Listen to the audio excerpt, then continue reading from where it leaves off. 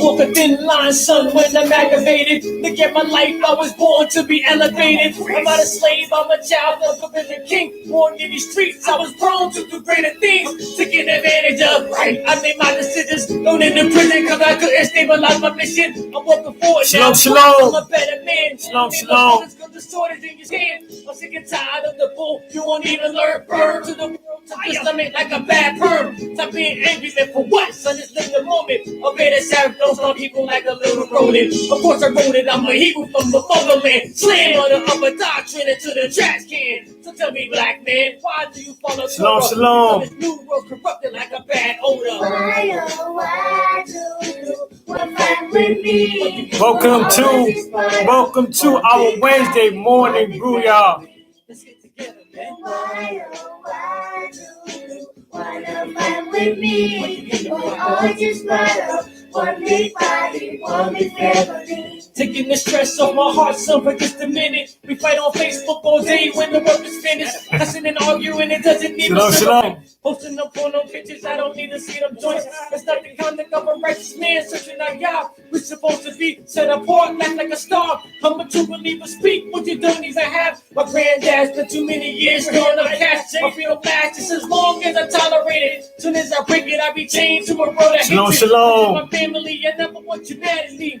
I just want to break the truth like a canopy. We gotta stop this foolishness till our work is done. Till Abba comes back to receive the son. I'm working daily to receive what he got for me. And I'ma fight for my family to the death of me.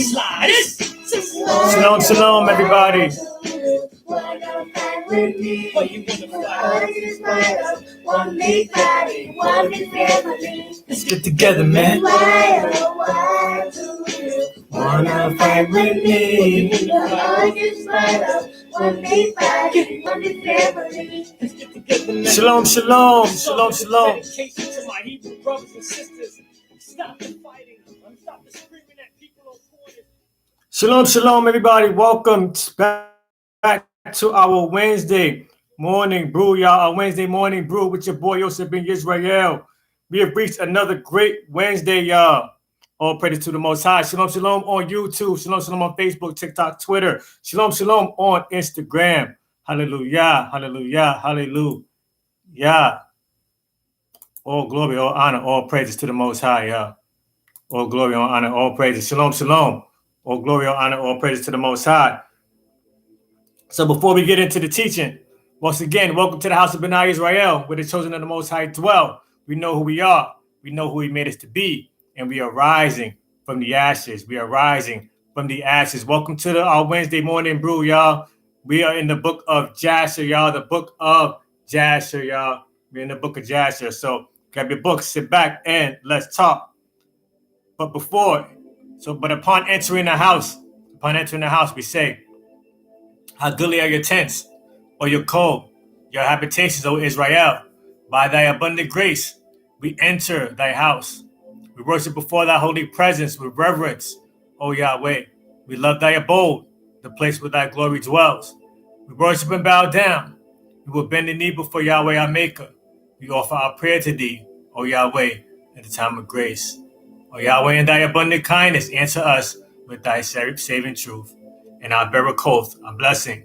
Yahweh Elohim, make the words of thy Torah pleasant in our mouth and in the mouth of thy people, the house of Israel, so that we and our descendants and the descendants of thy people, the house of Israel, may all know thy name and study thy Torah for its own sake. Blessed art thou, O Yahweh, who teaches the Torah to your people, Israel. Hallelujah. All praises to the Most High, y'all. All praises to the Most High. Glad to be back once again on a great Wednesday, y'all. The Most High has allowed us to make it here. We are halfway through, y'all. We are halfway through the week to make it to our Shabbat. All praises to the Most High. And we're glad for that as well. The Most High allows us to make it there to see that time, y'all. Because we are in some crazy times right now. Hallelujah. So chapter 41, y'all, if you've been following along, if you've been since chapter 1, man, once it hit around chapter 30, the Book of Jasher just took off. Okay, and so we're at chapter 41 right now, y'all. And this chapter, I labeled it Thrown in the Pit. thrown in the pit, because we're going to start going into the story of Joseph, y'all. The story of Yosef. So let's read. Chapter 41, verse 1. And at the turn of the year, the sons of Yacob journeyed from Shechem, and they came to Hebron to their father Isaac, and they dwelt there. But their flocks and herds they fed daily in Shechem. For there was in those days good and rich pasture there, and Yacob and his sons and all their household dwelt in the valley of Hebron. Now, Hebron is one of the oldest cities in the world, located around 19 miles southwest of Jerusalem on the main road to Beersheba, and has one of the longest records for continuous occupation. Okay, it was an early camping place for Abraham and also when David was king of Judah, but not yet overall Israel. His capital city was Hebron. Okay, for 7.5 years. So Hebron has a lot of history to it. Okay, the place of Hebron has a lot of history to it. Here we see Yacob going back to Hebron to stay with Isaac, but he feeds his flock daily in Shechem. That distance would most likely take about 3 to 6 hours, all right, out of their day. All right, we saw in chapter 40 the kings of Hebron bow down to Yacob to make peace, so that they wouldn't be destroyed by the sons of Yacob, the Israelites. Yacob agreed, and there was peace in the land once again. Now it's a year later, and Yacob is on the move through the land to visit his father. Let's see what happens in this. Verse 2, when it came to be in those days, in that year, being the 106th year of the life of Yacob, in the 10th year of Yacob's coming from Padan Aram, that Leah, the wife of Yacob, died. She was 51 years old when she died in Hebron. Now, Leah is an important figure in the Hebrew tradition. Everybody talks about Rachel, but Leah is very important. Leah is an important figure in the Hebrew tradition. The unloved wife, she was the unloved or so-called unloved wife of the biblical patriarch Yacob. Leah was Jacob's first wife and the oldest sister of his second and favorite wife, Rachel. Okay, she is the mother of Jacob's first son, Reuben. She has 3 more sons, namely Simeon, Levi, and Yehuda, but does not bear another son until Rachel offers her a night with Jacob in exchange for some mandrake root. Okay, some mandrake root. And if you want to look that up, look it up. The root has various things. Sometimes it says that it has hallucinogenic properties. Sometimes it says it has sexual properties. It also is very poisonous. Okay. Leah gives birth to 2 more sons with this. After this, Issachar and Zebulon, and then a daughter called Dinah. Right, a daughter called Dinah. Now, if you've been following through the Book of Jasher and in the Book of Genesis, we know what happened with Dinah and how the Israelites ended up destroying Shechem, setting on fire and killing all the people in there. But the Book of Jasher goes deep into it, and we've gone through that in the past chapters. All right, so let's continue on. Verse 3, and Yacob and his sons buried her in the cave of the field of Machpelah, which is in Hebron, which Abraham had bought for the children of Heth, from the children of Heth, for the possession of a burial place. And the sons of Yacob dwelt with their father in the valley of Hebron, and all the inhabitants of the land knew their strength, and the report of them went throughout the land. So if you're joining us for the first time, you may be asking, how did they know their strength? It's because of Leah's daughter, Dinah, as I was just telling you. The father used what happened to her to awaken the sleeping lions. Okay. The father used what happened to Dinah to awaken the sleeping lions. Okay. Who would then not only burn Shechem to the ground, but also destroy 6 kings in the wake being confronted by them. Okay. So Jacob left after his children destroyed Shechem. He left and journeyed to Hebron. But once the kings in the Canaanite kings heard what they did, they formed together. They came to attack them. In a short version, they cried upon to the Most High. The Most High delivered them. The Most High caused them to kill and to destroy 6 kings. Okay, let's continue. Verse 5, and Yosef, son of Yacob, and his brother Benjamin, the sons of Rahel, the wife of Yacob, were still young in those days and did not go out with their brother during the battles in all the cities of the Amorites. This right here is very important, y'all. Keep in mind this. They did not go out with them, okay? They wasn't with their brothers at the time that they were fighting, all right? And when Yosef saw the strength of his brothers and their might, he praised them and exalted them, but he ranked himself greater than them and exalted himself above them. And Yacob, his father, also loved him more than any of his sons, for he was a son of his old age, and through his love toward him, he made him a long robe. He made him a long robe. Now, according to the King James Version, Genesis 37:3 reads, now Israel loved Joseph more than all his children, because he was the son of his old age, and he made him a coat of many colors. Ford Maddox Brown, the coat of many colors, says, some have suggested that the phrase may merely mean a coat with long sleeves, right? The Septuagint translates the passage used the words pokoilios, all right, which indicates many colored. Now, the Jewish Publication Society of America version also employs the phrase coat of many colors, right? On the other hand, the Revised Standard Version translates ketanat pasim as a long robe with sleeves. Ketaneth pasim in Hebrew it was a royal garment. 2 Samuel 13:8. You can see that there. The word pasim can be translated as colorful, embroidered, striped, or with pictures. All right, you can check that in the Targum of Jonathan as well. It can also denote a long garment coming down to the palms of the hands and the feet. All right,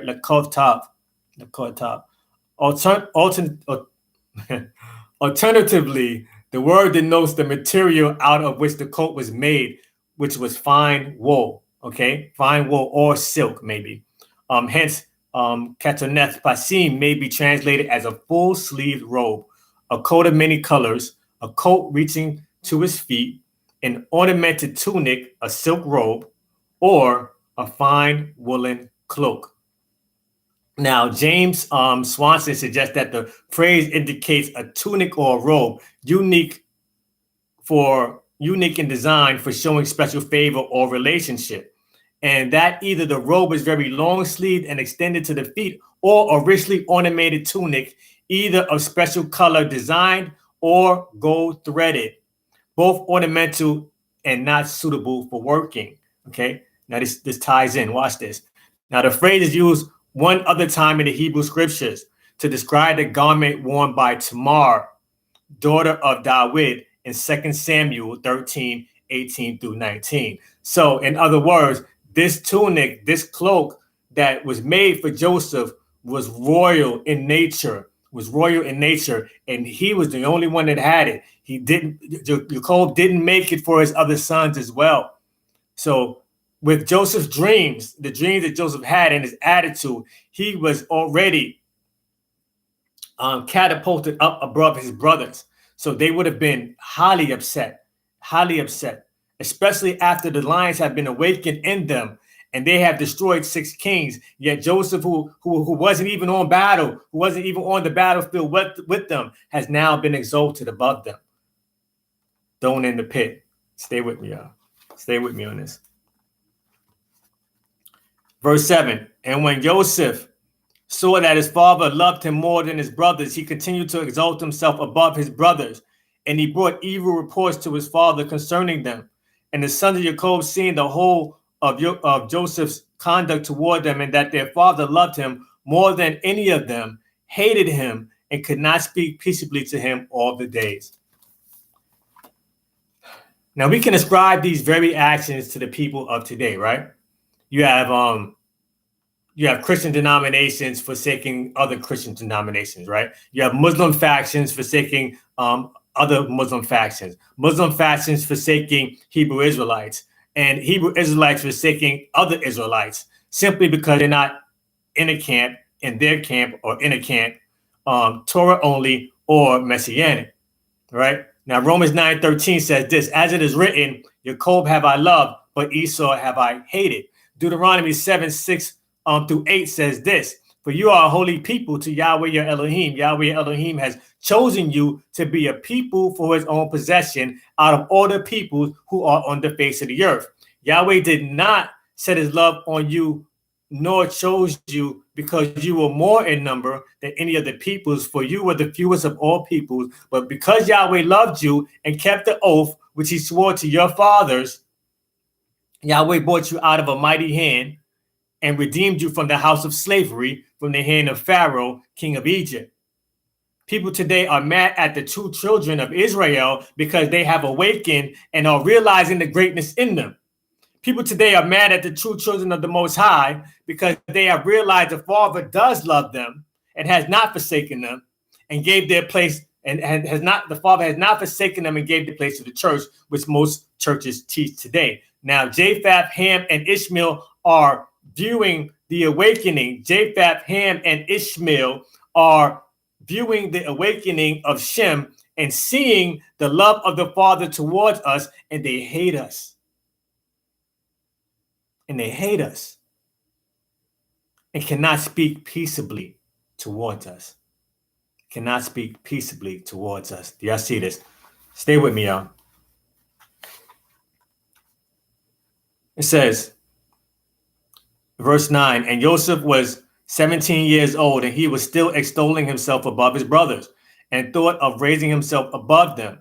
At that time, he dreamed a dream, and he came to his brothers and told them this dream. And he said to them, I dreamed a dream, and see, we were all binding sheaves in the field, and my sheaf rose and placed itself on the ground, and your sheaf surrounded it and bowed down to it. And his brothers answered him and said to him, what does this dream mean that you dreamed? Do you think in your heart to reign or rule over us? This dream meant a lot to them, especially since they just saw how the kings of Hebron bowed themselves down to them. Okay, they had already decided after going through all the fighting that they just went through that they would not bow down to anyone. All right, after seeing how the Most High gave them all this strength to fight against 50,000 men, they was going to bow down to nobody. All right. To have their younger brother, who was not on any of the battlefields with them, tell them in his dream they were bowing down to him was a great insult. It was a great insult. How dare you, Joseph? How dare you have this dream? How dare you tell us that we have to bow down to you? We are warriors. The lions were awakened in them. And here is their little brother telling them that they're going to bow down to him. Stay with me now.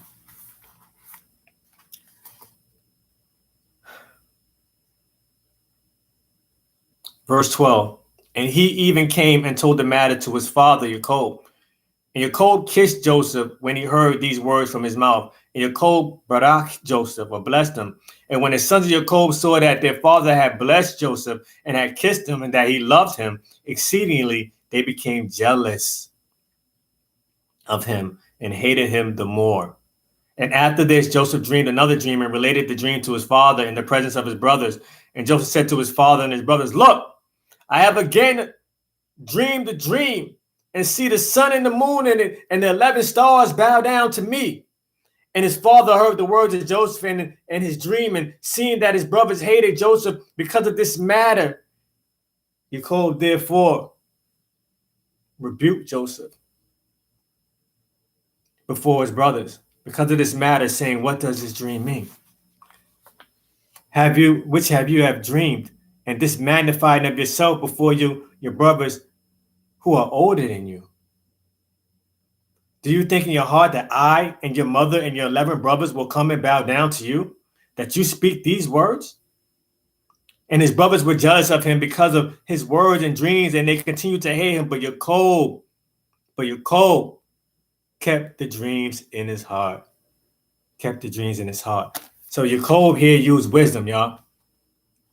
Yacob here used wisdom because he already seen the hatred. He already knew the hatred, and he didn't want it to boil up anymore to the point where they just snatched Joseph out of his seat and killed him.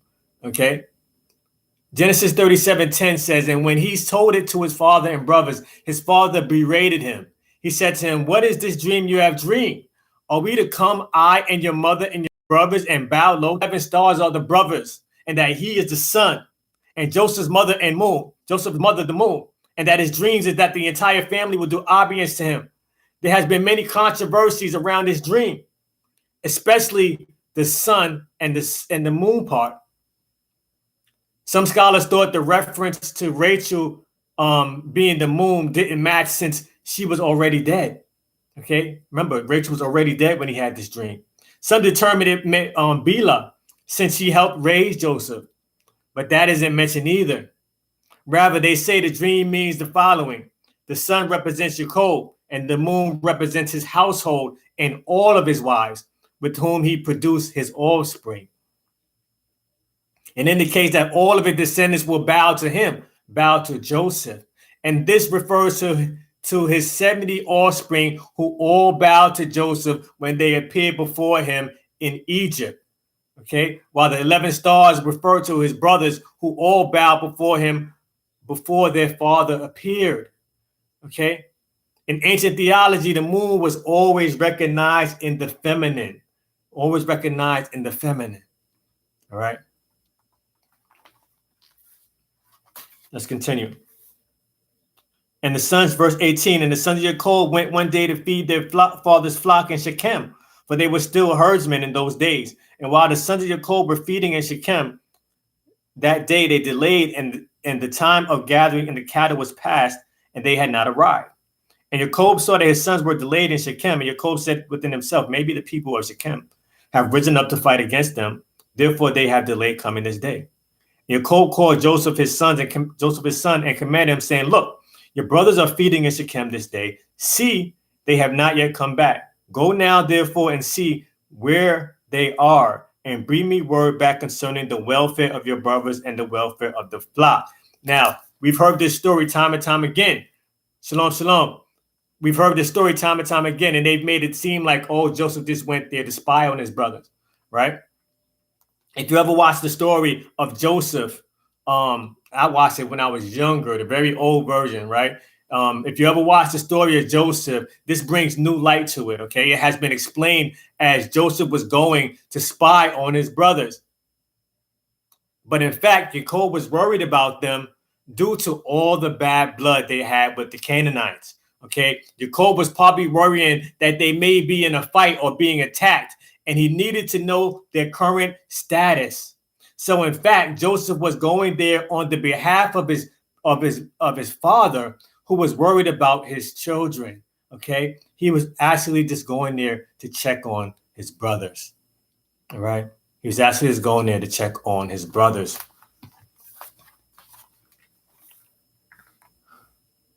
Verse 21. And Yacob sent his son Joseph to the valley of Hebron, and Joseph came to his brothers to Shechem and could not find them. And Joseph went about the field which was near Shechem to see where his brothers had turned. And he lost his way in the wilderness and did not know which way he should go. And the messenger of Yahweh found him wandering in the way toward the field. And Joseph said to the messenger of Yahweh, I seek my brothers. Have you not heard where they are feeding? And the messenger of Yahweh said to Joseph, I saw your brothers feeding here, and I heard them say they will go to feed in Dothan. So the brothers felt that Joseph might come behind them. All right. The brothers already felt that Joseph might come behind them and they wouldn't be able to do what they was doing. All right. So they went to another field to get away from their brother. And had it not been for the messenger of the Most High, he wouldn't have known where they were. To them, this would be a sign of relief. No little brother, to be honest, and go back and tell their dad what they were doing. All right. Have you ever had that family member that always told on you, or that little brother or sister who always told on you when you were younger and you just wanted to get away from them? It's irritating, and you develop a hatred and desire to not be around them. All right. Little did they know this move was prophetic in nature. Okay. And would set the stage for deliverance from the coming famine in the next few years. They wasn't really moving to Dothan to get away from Joseph. They were going to Dothan to set up the stage for the pit. All right, stay with me.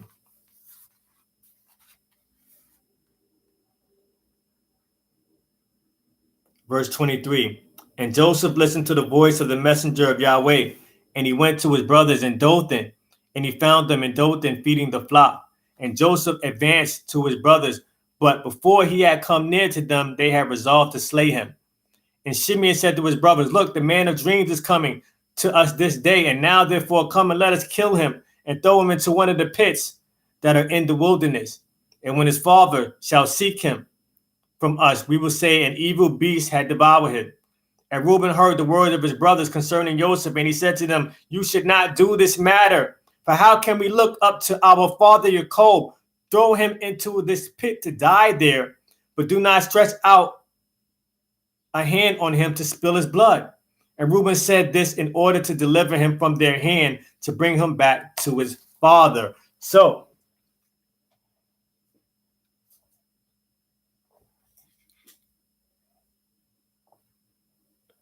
in other words, Reuben wasn't really planning to kill his brother. All right, Reuben didn't want to be a part of killing or spilling his brother's blood.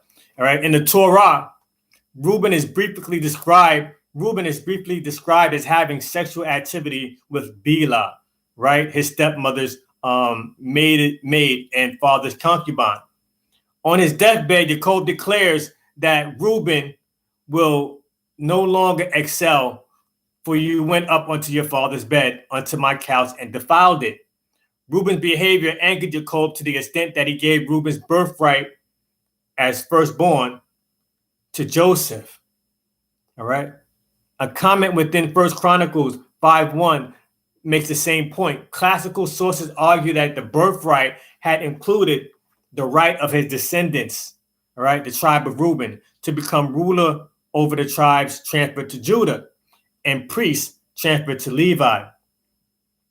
Reuben is described as being motivated by a sense of responsibility over his brothers since he was the oldest, and as having become angry when he discovered that Joseph had gone missing as a result of his brothers selling him to the Ishmaelites. The other source argues that the first cities of refuge were located in the territory of the tribe of Reuben.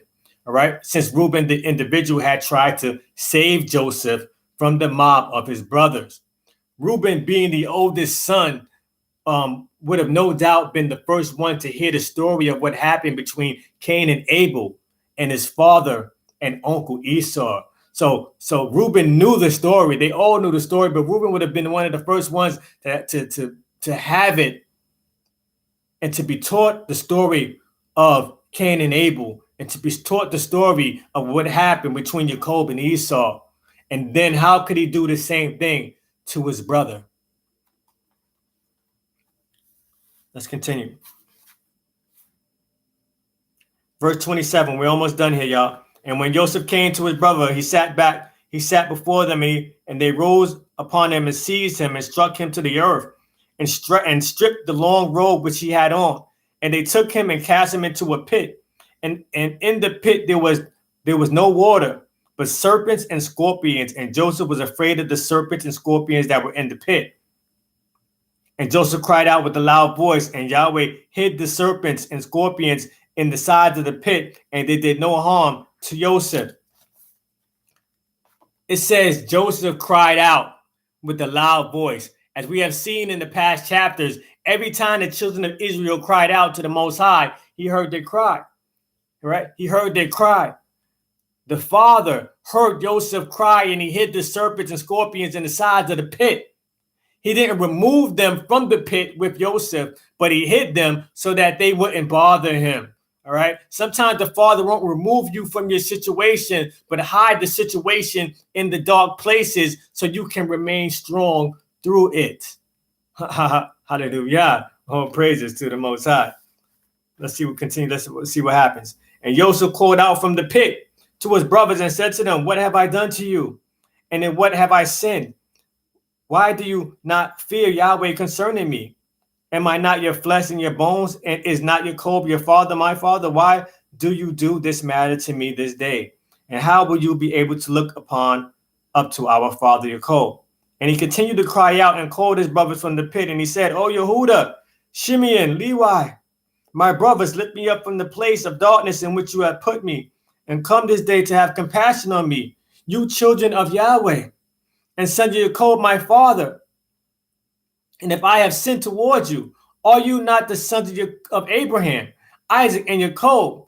If they saw an orphan, they had compassion on him, or one that was hungry, they gave him bread to eat, or one that was thirsty, they gave him water to drink, or one that was naked, they covered him with garments.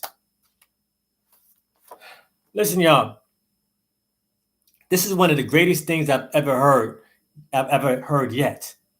Joseph said, and if I have sinned towards you, are you not the sons of Abraham, Isaac, and Jacob? Are you not the sons of Abraham, Isaac, and Jacob? If they saw an orphan, they had compassion. If someone was hungry, they fed them. If someone was thirsty, they gave them a drink. If they were naked, they clothed them. Where else have you heard this? Where else have you heard this? I'll tell you, Matthew 25, 35 through 40. For I was hungry and you gave me food. I was thirsty and you gave me drink. I was a stranger and you took me in. I was naked and you clothed me. I was sick and you visited me. I was in prison and you came to me. Then the righteous will answer him, saying, Master, when did we see you hungry and feed you, or thirsty and give you drink? When did we see you a stranger and take you in, or naked and clothe you? Or when did we see you sick or in prison and come to you? And the king will answer and say to them, Assuredly, I say to you, inasmuch as you did it to one of the least of these my brethren, you did it to me. Hallelujah. Yeshua HaMashiach had just confirmed Jasher 40, verse 30. Yeshua just confirmed this, y'all. Yeshua HaMashiach had just confirmed Jasher chapter 40, verse 30. All praises to the Most High. Joseph is saying we were taught these same ways. So how can you then treat your own flesh and blood, your own brother this way? Aren't you the children of Abraham, Isaac, and Jacob who did these very same things? You were taught these very same things. You were taught these very same ways. Before you were even allowed to be in the field, you were taught these same ways. So how then can you treat me, your own brother this way? Let's see what happens, y'all. We're closing. Verse 31. And how then will you uphold your pity from your brother? For I am your flesh and bones. And if I have sinned towards you, indeed, will you do this because of my father? And Joseph spoke these words from the pit, but his brothers would not listen to him, nor incline their ears to the words of Yosef. And Yosef was crying and weeping in the pit. And Yosef said, Oh, that my father knew this day the deed which my brothers had done to me, and the words which they have spoken to me this day. And all his brothers heard his cries. And all his brothers heard his cries and weeping in the pit. And his brothers went and removed themselves from the pit, so that they might not hear the cries of Yosef and his weeping in the pit. Let me correct myself real quick. The Yeshua HaMashiach confirmed chapter 41. Okay, chapter 41, Jasher chapter 41, verse 30. Hallelujah. Just wanted to confirm that real quick. I don't want to be made a liar. All praises to the Most High. All right, I want to make sure that I have everything correct, line upon line, precept upon precept, when we're talking about the word of the Most High. Hallelujah. So, Joseph is crying out to his brothers here, y'all. All praises to the Most High. Are we not to do the same thing? Joseph was thrown into a pit. His brothers were angry with him. His brothers hated him because of the calling upon his life. But it wasn't just because of the calling upon Joseph's life. It was because of the way he acted because of the calling on his life. All right. Now we all say Joseph could have acted a bit better, right? Now, there's no other different way. There's no different way that he could have explained his dreams, right? His dreams was his dreams, how it happened. That's how I can explain it. But he didn't have to act in the way that he acted, okay? Catapulting himself above his brothers, right? He could have just heard the dream, and like Jacob did, held it in his heart until the later time. But instead, he did what angered his brothers. So the brothers of Joseph had to remove themselves from the pit due to the sounds of his cries, right? After a while, what he was saying was probably getting to some of them who realized they had made a grave mistake. How could they face their father after this? How could they think that the Most High didn't just see what happened? How could they go on after knowing they threw their brother in a pit and will have to kill him or leave him there to die a slow, painful death? After all, they were the descendants of Abraham and Isaac, two of the greatest patriarchs that ever lived. How can they dishonor their names by committing this heinous act against their brother? How often do we see this very same thing today? How often do we plot on our own brothers daily without just cause? How often do we seek to lie on our brothers, harm our brothers, or kill our brother, knowing that the Most High sees everything? 2 Chronicles 16:9 says, "For the eyes of Yahweh run to and fro throughout the whole earth to show himself strong in the behalf of them whose heart is perfect towards him. Herein thou hast done foolishly. Therefore from henceforth thou shalt have wars."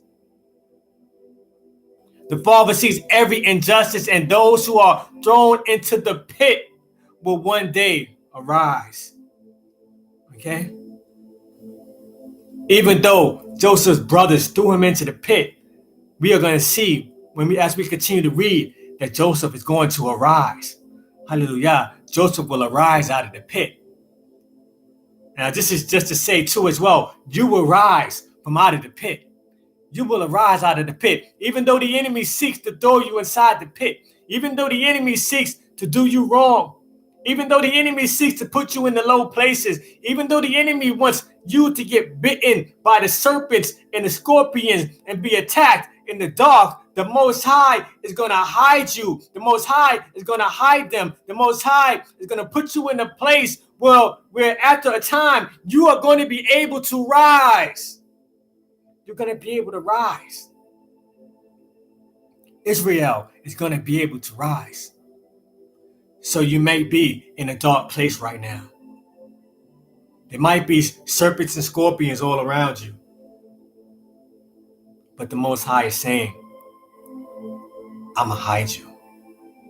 I'm going to put them in a place. I'm going to put them in their place. And then I'm going to give you faith while you're in your dark place to then be able to rise.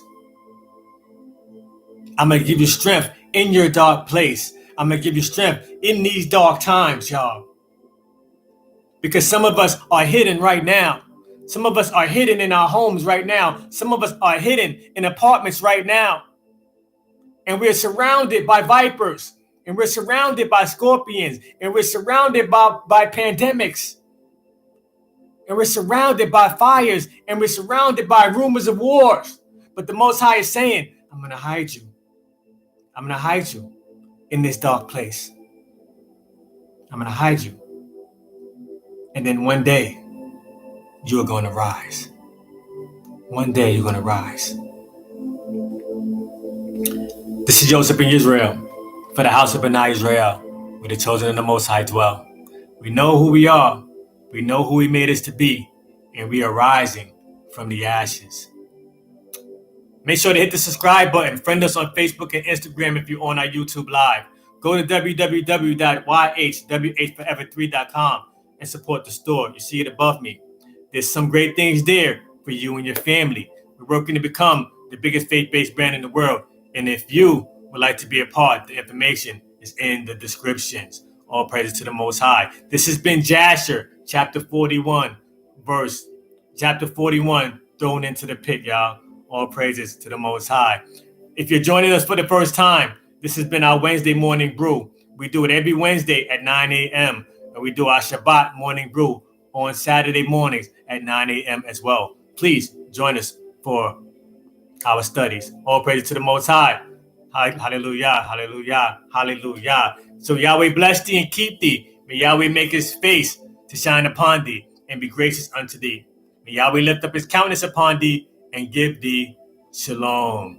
All praises to the Most High, y'all. This is how we do our Wednesday morning, y'all. This is how we do our Shabbat morning. Jonathan Ben Yehuda, shalom, shalom, all praises. Them boys done torn. Shalom, shalom. Shalom, shalom to everybody on Instagram. Shalom, shalom to everybody on YouTube, TikTok, Tumblr, and Twitter, and Facebook. We give all glory, honor, and praise to the Most High. Berakoth. Shalom. Hallelujah.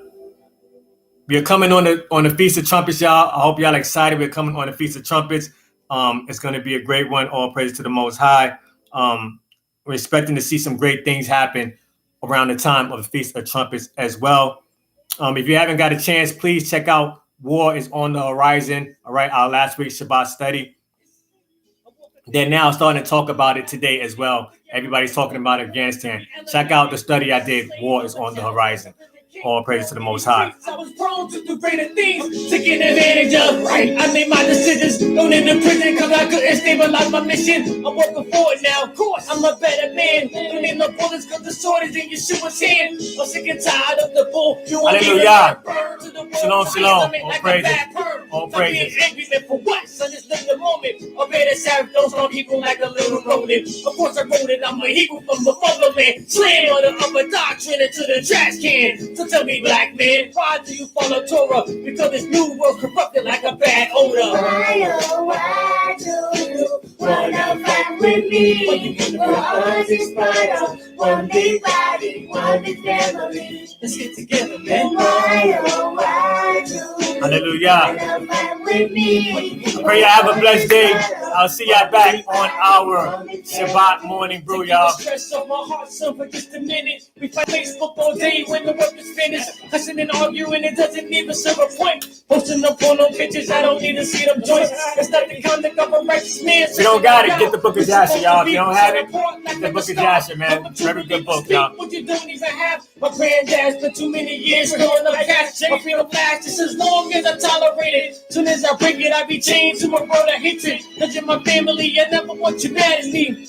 I just wanna read the truth like a canopy. We gotta stop this foolishness till our work is done. Till Allah comes back to receive his son. I'm working daily to receive what he got for me. And I'ma fight for my family to the death of me. Backsliders. Why, oh, why do Shalom, shalom, y'all. Your boy House of B'Nei Ysrayl. I love y'all. I'll see y'all soon. I'll talk to y'all soon. We'll be back here again 9 a.m. for Shabbat morning brew, y'all. Hallelujah. I'm out. one big body, one big family. Let's get together, man. This song is a dedication to my Hebrew brothers and sisters. Stop the fighting. Stop the screaming at people on corners. It does nothing for the kingdom. Nothing. It's for those separate.